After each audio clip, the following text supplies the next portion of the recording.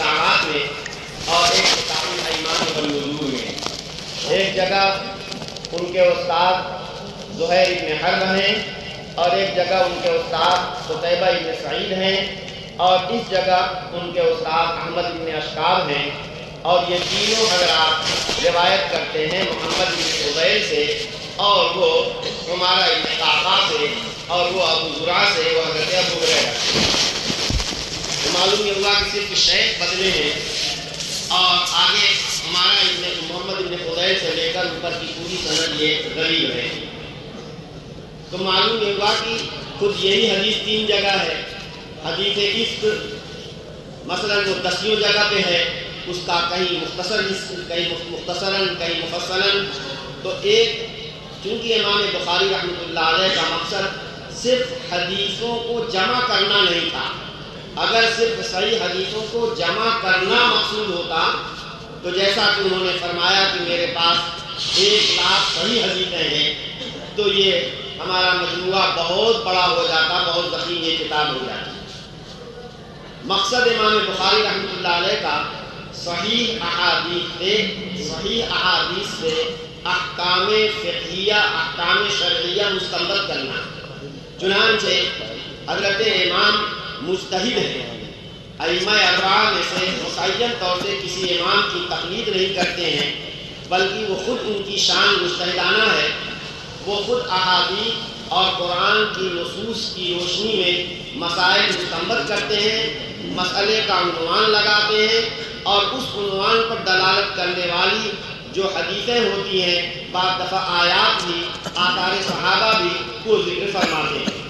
تو امام بخاری فقیہ ہیں اور اس فقہ کی وجہ سے یہی وجہ ہے کہ مقولہ مشہور ہے کہ فقہ البخاری فی تراجمہ. امام بخاری کی فقیہانہ شان ان کے ان عناوین سے نمایاں ہوتی ہے اور بہت دفعہ آپ کے پڑھنے کے دوران یہ احساس ہوا ہوگا کہ حضرت امام نے جو مسئلے کا عنوان لگایا ہے وہ اور جو حدیث پیش کی ہے وہ دونوں میں مناسبت ظاہر نہیں ہوتی. چنانچہ استاد محترم نے مفصل انداز سے باریکی اس کو سمجھایا اور حدیث اور ترجمۃ الباب میں مناسبت انہوں نے پیش فرمائی. میرے دوستو، امام بخاری رحمۃ اللہ علیہ نے جیسے کتب جو جنرل عناوین ہیں کتب میں ترتیب رکھی، اسی طریقے سے ان کے ذیلی ابواب میں بھی خاص مناسبت کا خیال کیا. اسی طرح انہوں نے اول اور آخر کی مناسبت کا بھی خیال کیا. شروع کتاب انہوں نے فرمائی ایمانیات و عقائد کے مسائل سے، کیونکہ عقیدہ درست ہونا مسلمان کا سب سے مقدم ہے. ایمانیات و عقائد کے مسائل سے ہی امام بخاری رحمۃ اللہ علیہ نے کتاب شروع فرمائی ہے اور کتاب کا اختتام بھی فرما رہے ہیں ایمانیات و عقائد پر ہی. فرق کیا ہے؟ فرق یہ ہے کہ شروع میں جو کتاب الایمان ہے اس کا مقصد مثبت انداز سے یہ بتانا ہے کہ ایک مسلمان کا یہ عقیدہ ہونا چاہیے. قرآن و سنت کی نصوص یہ عقائد بیان کرتی ہیں. تو مثبت انداز سے ایک مسلمان کا کیا عقیدہ اور نظریہ ہونا چاہیے اس کو بیان کرنا مقصود تھا.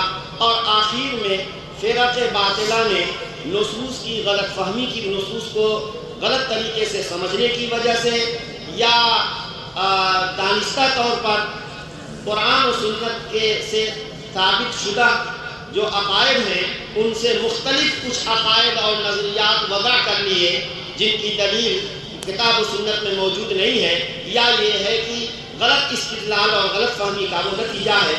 تو امام بخاری رحمۃ اللہ علیہ آخر میں ان غلط عقائد و نظریات کی نشاندہی کر کے تنبیہ کر رہے ہیں کہ مسلمانوں کو ایسے غلط نظریات سے پرہیز کرنا چاہیے. تو پہلا شروع میں یہ مثبت پہلو تھا اور یہ آخر میں جو ایمانیات و عقائد کے مسائل ہیں، یہ جس کا عنوان ہے کتاب التوحید اور جس کا دوسرا نام ہے کتاب الرد علی الجہمیۃ وغیرہم، اس میں امام بخاری رحمۃ اللہ علیہ نے عقائد کے مختلف مسائل جو فرق باطلہ غلط فہمی کی بنیاد پر یا دانستہ طور پر جو انہوں نے غلط طور پر وضع کیے ہیں ان کی تردید کرنا ان کا مقصد ہے اور کتاب و سنت کی نصوص سے ان کی تردید کر رہے ہیں. یہ آخری بات جو آپ پڑھ رہے ہیں باب قول اللہ تعالی وَنَضَعُ الْمَوَازِينَ الْقِسْطَ لِيَوْمِ الْقِیَامَہ، اس آخری باب میں فرقہ معتزلہ کے ایک غلطی کی نشاندہی کر کے اس کی تردید فرما رہے ہیں۔ فرقہ معتزلہ کی جہاں بہت سی گمراہیاں ہیں، بنیادی طور پر وہ یہ ہے کہ قرآن و حدیث کے نصوص کو وہ اپنے عقل کی میزان پر تولتے ہیں اور اپنے عقلی معیار پر اس کو پرکھتے ہیں۔ جس بات کو، جس حکم شرعی کو ان کی عقل مانتی ہے اس کو تسلیم کرتے ہیں، اور جس کو ان کی عقل نہیں مانتی یا تو وہ انکار کرتے ہیں یا اس کی تعویل کرتے ہیں۔ چنانچہ انہوں نے وزن اعمال کا مسئلہ جو متعدد نصوص میں، قرآن کریم کی متعدد آیات میں اور متعدد صحیح احادیث میں بیان کیا گیا ہے کہ کل قیامت کے دن اولین و آخرین کے سامنے بندوں کے اعمال وزن کیے جائیں گے۔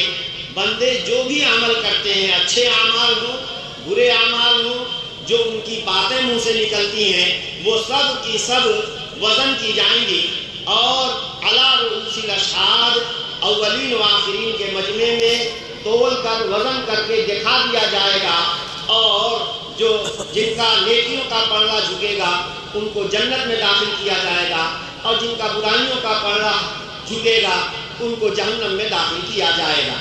یہ ایک مستقل تفصیل ہے جس کو ہمیں بیان کرنے کی یہاں ضرورت نہیں ہے کہ کن لوگوں کے اعمال وزن کیے جائیں گے اور کن لوگوں کے اعمال وزن نہیں کیے جائیں گے۔ متعدد نصوص اس بات پر صریح ہیں کہ کافروں کے بھی اعمال وزن کیے جائیں گے اور مومنین کے بھی اعمال وزن کیے جائیں گے۔ البتہ کچھ ایسے مومنین بھی ہیں کہ ان کی کچھ مخصوص صفات اور ان کے کچھ مخصوص اعمال ادائیں ہیں کہ جن سے خوش ہو کر اللہ رب العالمین اول وہلہ ہی میں بلا حساب و کتاب ان کو جنت میں داخل فرما لیں گے۔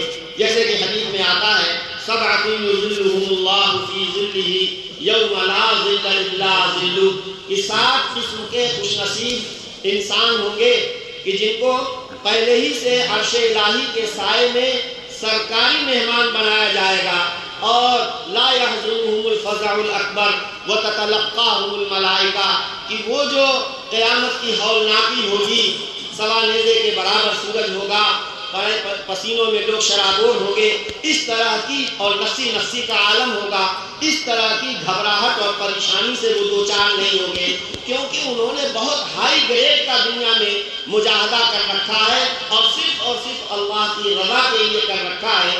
اس لیے اللہ تعالیٰ انہیں اسپیشل طور پر عرش الہی کے سائے میں جگہ عطا فرمائیں گے۔ تو ظاہر بات ہے کہ جن کو شروع ہی سے یہ اعزاز و اکرام دیا جا رہا ہے تو ان کے اعمال کے وزن کرنے کا کوئی سوال ہی پیدا نہیں ہوتا۔ بہرحال معتزلہ یعنی جمہور امت اس قرآن و حدیث کی نصوص صریحہ کی بنیاد پر اس عقیدے پر گویا راسخ ہے، سب لوگ اس عقیدے کے قائل ہیں کہ کل اللہ تبارک و تعالی بندوں کے اعمال اور ان کی باتوں کو وزن کر کے دکھا دیں گے، حجت تام کر دیں گے۔ جس کو جنت میں جانا ہے اس کے لیے حجت صاف ہوگی کہ اس کی نیکیوں کا پلڑا جھکا ہوا ہے، جس کو جہنم میں جانے کا فیصلہ کیا گیا اس کے لیے بھی حجت تام ہے کہ اس کا برائیوں کا پلڑا اس کا جھکا ہوا ہے۔ اللہ پاک نے صاف فرمایا فَأَمَّا مَنْ ثَقُلَتْ مَوَازِينُهُ فَهُوَ فِي عِيشَةٍ رَاضِيَةٍ وَأَمَّا مَنْ خَفَّتْ مَوَازِينُهُ فَأُمُّهُ هَاوِيَةٌ، کہ جس کی نیکیوں کا میزان عمل، جس کی نیکیوں کا پلڑا بھاری ہوگا تو وہ تو جنت میں ہوگا، اچھی زندگی میں داخل کیا جائے گا اور پسندیدہ زندگی اس کی جنت ہوگی، اور جس کا نیکیوں کا پلڑا ہلکا ہوگا تو فَأُمُّهُ هَاوِيَةٌ، اس کا ٹھکانہ جہنم قرار دیا جائے گا۔ اسی طریقے سے یہ آیت کریمہ باب قول اللہ تعالی وَنَضَعُ الْمَوَازِينَ الْقِسْطَ لِيَوْمِ الْقِیَامَہ، اللہ تعالیٰ کے فرمان کہ ہم قیامت کے دن انصاف کا ترازو قائم کریں گے۔ تو یہ صریح ہے کہ اللہ پاک قیامت کے دن انصاف کے ترازو قائم کریں گے اور ترازو میں بندوں کے اعمال وزن کیے جائیں گے۔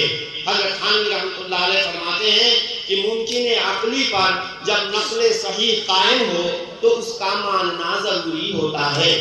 ممکن عقلی پر جب نقل صحیح قائم ہو تو اس کا ماننا ضروری ہے۔ اس سے بڑھ کر کیا صحیح دلیل چاہیے کہ اللہ پاک نے متعدد آیات میں اس مضمون کو بیان فرمایا ہے، اور پھر حضرت نبی کریم صلی اللہ تعالی علیہ وسلم نے بندوں کے اعمال کے وزن کیے جانے کی بات فرمائی ہے۔ ایک آخری حدیث امام بخاری رحمۃ اللہ علیہ جو اس مضمون پر دلالت کرتی ہے، اسی پر کتاب امام بخاری نے ختم بھی فرمائی ہے۔ تو اور اس بات کا بیان کہ بندوں کے اعمال اور ان کے اقوال وزن کیے جائیں گے، معتزلہ کی سمجھ میں نہیں آ رہی ہے۔ آج اگر ہوتے، اللہ تبارک حدیث میں ہے کہ قیامت قائم نہیں ہوگی جب تک کہ حجت کام نہ کر دی جائے۔ جو کچھ اللہ تبارک و تعالیٰ نے اور اس کی طرف سے نبی کریم صلی اللہ علیہ وسلم نے امت کو تلقین اور ہدایات فرمائی ہیں، اگر اس وقت عقل میں نہیں آتی ہیں تو ایک وقت آئے گا کہ ایسے حالات آئیں گے کہ ان حالات میں ان کا سمجھنا کوئی مشکل نہیں ہوگا۔ چنانچہ آج کا زمانہ ڈیجیٹل دور ہے، آپ دیکھ رہے ہیں کہ یہ کہتے ہیں کہ جو چیزیں عرض ہوتی ہیں جن کا کوئی حصی وجود نہیں ہے، کوئی جسم نہیں ہے، اس کو کیسے وزن کیا جائے گا؟ ترازو میں ایک طرف باٹ رکھا جاتا ہے، ایک طرف چاول رکھا جاتا ہے، اس کو وزن کیا جاتا ہے۔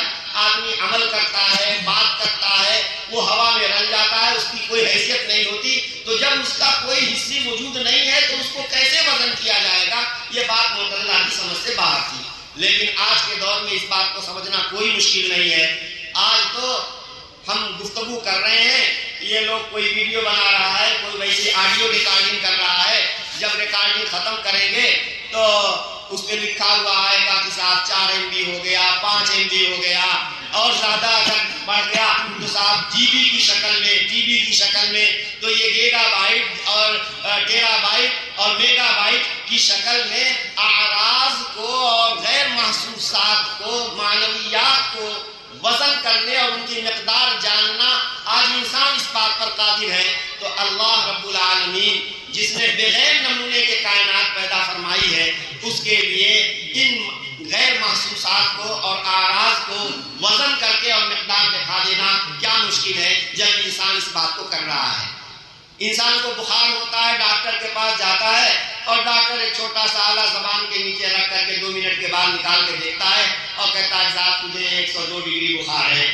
بجلی ہم استعمال کرتے ہیں جو آراز کے قبیل سے ہے، حرارت، برودت، اور اب جو ہے گھڑیاں ایسی آ رہی ہیں اس سے صاف نظر آتا ہے کہ اتنا ٹمپریچر ہے، اتنا ڈگری ٹمپریچر ہے۔ تو ٹمپریچر ناپنا آج کوئی مشکل نہیں ہے۔ اسی طریقے سے بجلی استعمال کرتے ہیں، گھر کے باہر میٹر لگا ہوا ہوتا ہے، مہینے کے آخر میں آپ سرکاری کارندہ آ کر کے ریڈنگ لے لیتا ہے اور بتاتا ہے کہ آپ نے اتنی یونٹ بجلی استعمال کی جس کی قیمت یہ ہوتی ہے، یہ رہا بل۔ تو آج کے زمانے میں ان چیزوں کو کی مقدار اور ان کے وزن کو معلوم کرنا یہ کوئی مشکل نہیں ہے۔ تو اللہ تبارک و تعالی کما یعنی جیسا کہ اللہ کی قدرت کاملہ کا جو بھی تقاضا اور اللہ کی حکمت کا جو بھی تقاضا ہوگا، بندوں کے سامنے بندوں کے اعمال اور ان کی باتوں کو وزن کر کے دکھا دیا جائے گا اور حجت قائم کر دیا جائے گا۔ اسی لیے جمہور امت اس بات کے کو مانتے ہیں اور وہ اس بات کو نہیں مانتے۔ آگے قسط کی لوگ بھی تحقیق کر رہے ہیں کہ یہ قسط، یہ اس کے معنی انصاف کے آتے ہیں۔ ایک لفظ قسطاس ہے قرآن کریم میں، وزنوا بالقسطاس المستقیم، سیدھے ترازو سے وزن کرو۔ تو قسطاس اور یہ قسط جو ہے اسی قسطاس سے بنا ہے جس کے معنی آتے ہیں رومی زبان میں انصاف کے، تو قسط کے معنی بھی انصاف کے آتے ہیں۔ اور ایک قول یہ ہے کہ یہ قسط حقیقت میں حاصل مصدر ہے، اقسط یقسط اقساط کا، اس کے معنی آتے ہیں انصاف کرنا۔ اقسط یقسط اقساط معنی انصاف کرنا۔ قرآن کریم میں اللہ تبارک و تعالی نے ایک اور لفظ استعمال کیا، قاسطون، وَأَمَّا الْقَاسِطُونَ فَكَانُوا لِجَهَنَّمَ حَطَبًا، رہے ظالم لوگ تو وہ جہنم کے ایندھن ہوں گے۔ تو لفظ قاسط، لفظ قسط، تو امام بخاری رحمۃ اللہ علیہ فرماتے ہیں کہ اور کہا جاتا ہے کہ یہ قسط تو مقسط کا حاصل مصدر ہے، کیونکہ آپ تو جانتے ہیں کہ مقسط کا مصدر اقساط ہے۔ تو ایک ہوتا ہے مصدر اور ایک ہوتا ہے حاصل مصدر۔ جیسے صلی یصلی تسلیتاً و صلاتاً، سلم یسلم تسلیما و سلاما، تسلیم مصدر ہے، سلام حاصل مصدر ہے. اسی طریقے سے اقسط یقسط اقساطا و قسطا، اقساط مصدر ہے اور قسط اس کا حاصل مصدر ہے. اور اگر یہ قسط ہو قاف کے فتحے کے ساتھ ہو تو زمین آسمان کا فرق معنی میں ہو جائے گا. عربی زبان کی بڑی خصوصیات ہے، حرکات کے بدلنے سے، زبر زیر پیش کے بدلنے سے معنی میں زمین آسمان کا فرق ہو جاتا ہے. یہی ثلاثی مجرد سے ہو، قسط یقسط قسطا قاف کے فتحے سے، تو اس کے معنی آتے ہیں ظلم کرنے کے. قسط معنی ظلم، اور قسط ہے یہ اقسط یقسط اقساط کا حاصل مصدر ہے، اس کے معنی آتے ہیں انصاف. اور یہ ایک صرفی قاعدہ بھی آپ کو معلوم ہے کہ قسط یقسط قسطا ثلاثی مجرد سے اس کے معنی آتے ہیں ظلم کرنا. اور جب باب افعال میں لے جاتے ہیں تو باب افعال کا ایک خاصہ سلب ماخذ ہوتا ہے، یعنی جو معنی مجرد میں دے رہا تھا اس معنی کی نفی ہو جاتی ہے. تو قسط یقسط قسطا کے معنی آتے ہیں ظلم کرنا، اور اقسط یقسط اقساط کے معنی ہو گئے ظلم کی نفی کرنا، یعنی وہ کیا ہوا، انصاف کرنا. تو دیکھیے قسط اور قسط صرف فتحہ اور کسرہ کا فرق ہے، زبر زیر کا فرق ہے، زمین آسمان کا فرق ہو گیا معنی کے اندر. یہاں ایک لطیفہ ہے، حجاج بن یوسف ثقفی، ان کا ظلم مشہور ہے، کوفہ کے گورنر تھے، لیکن بھائی اللہ تبارک و تعالیٰ کی رحمت کو بخشنے کے لیے بہانہ ڈھونڈتی ہے. اگر ان کے نام اعمال میں مظالم کی داستانیں اگر تاریخ نے محفوظ کی ہیں، تاریخ نے ان کے ظلم کی داستانیں اگر محفوظ رکھی ہیں تو بہت سی اچھائیاں بھی ہیں. ان اچھائیوں میں یہ بھی ہے کہ انہی کے حکم سے قرآن کریم کے حروف پر یہ نقطے اور زبر زیر پیش جو اعراب لگا ہوا ہے یہ انہی کے حکم سے لگا. انہوں نے ہی یہ کام کروایا ہے کہ آج ہم ہندوستانیوں کو جو عربی زبان نہیں بھی جانتے لیکن صرف حروف پہچان کر کے آسانی سے قرآن کریم کی تلاوت کر لیتے ہیں. کتنا بڑا کارنامہ ہے. قیامت تک جو مسلمان آسانی سے قرآن کریم کی تلاوت کر لیتے ہیں، کریں گے، ان کا ثواب حجاج بن یوسف کے نام اعمال میں جائے گا.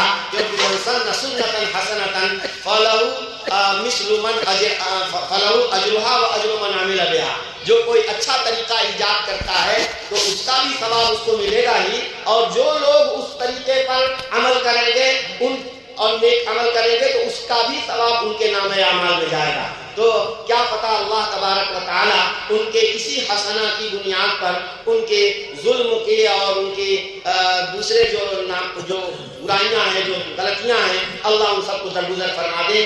اس لیے ہم دنیا میں کسی کے جنتی ہونے یا کسی کے جہنمی ہونے کا ٹکٹ نہ بانٹنا شروع کر دیں، یہ بہت بڑی غلطی ہوتی ہے. بعض لوگ بڑی جھٹائی سے یزید کا ذکر کرتے ہیں، یزید ابن معاویہ جو حضرت معاویہ رضی اللہ عنہ کے ساتھ دادے ہیں، اور ان کی تاریخی کچھ داستانیں، کچھ واقعات پڑھ کر کے یزید پلید علیہ باللہ یا یزید لعنت اللہ علیہ اس طریقے کی بات کرنے لگتے ہیں. یہ قطعاً مناسب نہیں ہے. اللہ تبارک و تعالی فمن یعمل مثقال ذرۃ خیرا یرہ ومن یعمل مثقال ذرۃ شرا یرہ. اور پھر اللہ کی رحمت جو ہے بعض دفعہ بعض اداؤں کی بنیاد پر جوش مارتی ہے. بندے کا کوئی ایک عمل اللہ کی بارگاہ میں اتنا مقبول ہو جاتا ہے کہ اس کی تمام برائیوں کے دفتر پر قلم عفو پھیر دیا جاتا ہے اور تمام برائیاں اور تمام اس کے گناہ معاف کر دیے جاتے ہیں. تو سعید ابن جبیر رحمۃ اللہ علیہ جلیل القدر تابعی ہیں. ان کی تفصیلی روایات آپ نے پڑھی ہیں بہت، ان کے حوالے سے حدیثیں بھی بہت اچھی، ان کی حدیثیں بھی ان سے بہت مروی ہیں اور خاص طور سے تفصیلی روایات بھی. تو سعید ابن جبیر کو قتل کرایا، انہوں نے وارنٹ جاری کر دیا کہ ان کو گرفتار کیا جائے. ایک صاحب تھے جو جن کا تعلق دونوں سے تھا، انہوں نے سوچا کہ لاؤ بیچ میں پڑھ کر کے مصالحت کرا دوں اور سعید کی جان بخش دی جائے. انہوں نے سعید ابن جبیر سے ملاقات کی اور کہا کہ حجاج کے بارے میں تمہارا کیا خیال ہے؟ تو انہوں نے کہا ہوا عادل قاسط، عادل ہے قاسط ہے. اب عادل کے معنی تو انصاف کرنے والا آتا ہی ہے، قاسط کے تھے ان کا ذہن گیا. نضع الموازین القسط کی قرآن میں قسط کا لفظ آیا, اس کے معنی انصاف کے آتے ہیں, تو گویا انصاف ون بتا رہے ہیں. لہذا جا کر کے حجاج کو کہا کہ آپ بلا وجہ سعید سے ناراض ہیں, سعید تو آپ کی تعریف کر رہے ہیں. تو کہا کیا کہا انہوں نے؟ وہ بھی تو بڑے زبردست عالم تھے. انہوں نے کہا میں نے پوچھا کہ کیا رائے ہے حجاج کے بارے میں, تو انہوں نے کہا وہ عادل قاسط, وہ عادل ہیں قاسط ہیں. انہوں نے کہا ہنس کر کے کہ ارے تمہیں پتہ نہیں, انہوں نے مجھے ظالم اور مشرک کہا ہے, انہوں نے میری تعریف نہیں کی ہے, انہوں نے تو مجھے گالی دی ہے. کیوں؟ اگر وہ مجھے انصافور کہتا تو مقسط کا لفظ استعمال کرتا, قاسط کا لفظ نہ استعمال کرتا. قرآن میں وَأَمَّا الْقَاسِطُونَ فَكَانُوا لِجَهَنَّمَ حَطَبًا, دیکھو قاسط کے معنی ظالم کے آتے ہیں. اگر وہ میری تعریف ہی کرنا ہوتا اسے تو مقسط کا لفظ استعمال کرتا, قاسط کا لفظ نہ استعمال کرتا. اچھا, جب اس نے قاسط بمانا ظالم کہا تو عادل بھی اسی کے مناسب ہوگا, کوئی معنی دے گا. عادل معنی انصاف کرنے والا نہیں, اس نے عادل لیا ہے اللہ کے فرمان ثم الذین کفروا بربہم یعدلون, اس آیت سے لیا کہ کافرین اپنے رب کے برابر غیر رب کو قرار دیتے ہیں. کافر مشرک اللہ کے علاوہ اللہ کے برابر غیر اللہ کو قرار دیتا ہے. تو عدل یعدل معنی برابر قرار دینا, تو یہ عادل بمانا مشرک, تو اس نے قاسط بمانا ظالم اور عادل بمانا مشرک کہا ہے. اور تم سمجھتے ہو کہ اس نے میری تعریف کی ہے. تو یہ عربی زبان کی باریکیاں ہیں میرے دوستو. یہی وجہ ہے کہ صرف لغت دیکھ کر کے یا قرآن کا ترجمہ دیکھ کر کے یا حدیثوں کا ترجمہ دیکھ کر کے مراد اور مطلب تک رسائی نہیں ہو سکتی. بہت دفعہ ایسا ہوتا ہے کہ لفظی معنی کچھ اور ہے, لغت میں ڈکشنری میں اس کا معنی کچھ اور ہے, لیکن مراد کچھ اور ہے. اس کے لیے لغت کے محاورات کی ضرورت ہے, نبی کریم صلی اللہ علیہ وسلم کی احادیث کی ضرورت ہے. حضرات صحابہ نے کی قرآن کی کس آیت کو اور کیا معنی لیا ہے اور اس کے لغوی معنی کو چھوڑ کر کے کس غیر معنی موضوع یعنی جس معنی کے علاوہ مجازی معنی پر اس کو محمول کیا ہے, یہ سب کچھ سامنے رکھنا ہوگا, تب جا کر کے قرآن و حدیث سمجھ میں آئے گی. عام لوگوں کو یہ سمجھانا ذرا سا سمجھ میں نہیں آتی بات. یہ ہر فن کے کچھ ماہرین ہوتے ہیں, لکل فن رجال, ہر فن کے کچھ ماہرین ہوتے ہیں. جو ایڈوکیٹ ہوتے ہیں وہ قانونی داو پیچ کو جانتے ہیں, جو لوگ جو ہیں مطلب انجینئر ہوتے ہیں وہ اپنا تعمیرات کے باریکیوں کو جانتے ہیں. یہ کتاب و سنت کے علوم کو آخر کیسے ہم نے اتنا سستا سمجھ لیا کہ ہر آدمی کو ہم حق دے رہے ہیں کہ وہ کتاب اللہ اور سنت رسول اللہ کو جیسے چاہے اپنے مرضی کے مطابق اس کو سمجھے اور اس کی تشریح کرے, اور لوگوں کے درمیان اپنی سمجھ اور اپنے فہم کے مطابق قرآن و حدیث پر عمل کرنے کی دعوت دے. کیسے اس بات کو, جب تک کہ اس کے اندر مہارت نہ ہوگی اور ان باریکیوں کو علم جب تک نہیں ہوگا تب تک انسان جو ہے وہ علم اللہ کی مراد کو نہیں سمجھ سکتا, نبی کریم صلی اللہ علیہ وسلم کی احادیث کو نہیں سمجھ سکتا. بہرحال آخری حدیث جس میں حدیث کے ذریعے سے امام بخاری رحمۃ اللہ علیہ یہ ثابت کر رہے ہیں کہ نبی پاک صلی اللہ علیہ وسلم نے ارشاد فرمایا کلمتان حبیبتان الی الرحمن, دو باتیں ہیں جو رحمان کو محبوب ہیں, خفیفتان علی اللسان, زبان پر ہلکی پھلکی ہیں. معمولی آدمی بھی اگر پڑھا لکھا نہیں ہے تو دوسرے کی زبان سے سن کر کے وہ اپنی زبان سے اس کو کہہ سکتا ہے, دوہرا سکتا ہے. اور ثقیلتان فی المیزان, اور ساتھ ہی ساتھ میزان میں بہت وزنی ہیں. کیا مطلب؟ اس سے معلوم یہ ہوا کہ کل قیامت کے دن واقعتاً میزان ترازو قائم ہوگی اور اس میں بندوں کی نیکیاں داخل کی تولی جائیں گی. جو بندہ ان دونوں جملوں کے ذریعے ذکر کرتا رہا ہوگا, اللہ کی حمد و ثنا کرتا ہوگا, اس کی اس نیکی کو جب نیکیوں کے پردے میں رکھا جائے گا تو اس کا نیکیوں کا پردہ جھک جائے گا. فرمایا وہ دو باتیں کیا ہیں؟ سبحان اللہ و بحمدہ سبحان اللہ العظیم. یہ دو جملے ہیں, دونوں جملوں میں اللہ سبحانہ و تعالیٰ کی حمد و ثنا بڑی جامعیت کے ساتھ کی گئی ہے. سبحان اللہ, میں اللہ کو پاک قرار دیتا ہوں. کیسے؟ ہر عیب سے، ہر کمی سے، تو اس میں اللہ کی تنزیہ اور پاکی بیان کی گئی۔ ساتھ ہی ساتھ میں اس کی حمد کر رہا ہوں، حمد اور تعریف کی جاتی ہے کمال پر، یعنی اللہ تبارک تعالیٰ کی طرف تمام کمالات کی نسبت کر دی گئی۔ سبحان اللہ کے ذریعے تمام نقائص اور عیوب کی نفی کی گئی، اور وبحمدہ کے ذریعے سے تمام کمالات کا اللہ کے لیے اس بات کیا گیا۔ اسی طرح دوسرا جملہ ہے سبحان اللہ العظیم، اللہ کی پاکی بیان کرتا ہوں، وہ اللہ جو عظمت والا ہے، تو العظیم کے ذریعے سے عظمت، کبریائی، بڑائی اللہ تبارک و تعالیٰ کی طرف منسوب کی گئی۔ تو اتنی جامعیت کے ساتھ گویا مثبت منفی دونوں پہلو، معائب کی نفی، نقص کی نفی، اور ہر طرح کے کمال کا اللہ کے لیے اس بات کیا گیا۔ تو جو بندہ ان دونوں جملوں سے اللہ کی حمد و ثنا کرتا رہے گا، اور اللہ کو اپنی ثنا پسند ہے، اللہ کو اپنی ثنا، ہاں اللہ اپنی تعریف نہیں رد کرتے، کیوں؟ اس لیے کہ کامل الاطلاق اللہ تبارک و تعالیٰ ہے۔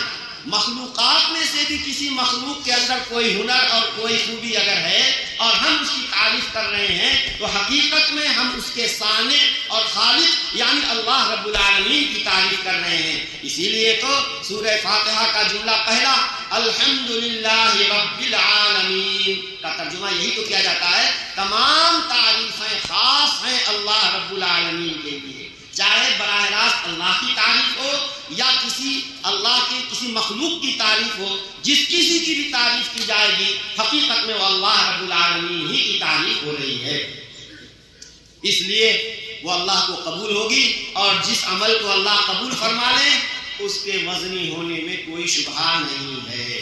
بات پوری ہو گئی۔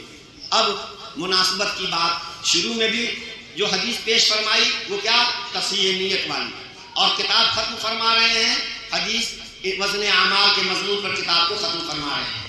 ہمیں پھر تنبیہ کر رہے ہیں کہ بچوں، تم کو ہم نے شروع میں یا میں نے اپنے سمیت ہم نے یہ استحضار کیا تھا کہ اعمال کا دار و مدار نیتوں پر ہے۔ اللہ تبارک و تعالیٰ کے یہاں کوئی بھی عمل اسی وقت قبول ہوگا جبکہ انسان کی نیت درست ہوگی۔ انسان اچھے سے اچھے، بڑے سے بڑے عمل کو فاسد نیت کے ذریعے بیکار اور رائگاں کر سکتا ہے، اور معمولی عمل کرنے میں بہت کم ہلکا ہے لیکن اس سے وہ ثواب کا کام ہے، اور اس میں نیتیں اچھی کر کے رضا الہی کی نیت کے ساتھ عمل کو کر کے معمولی عمل کو وزندار بنا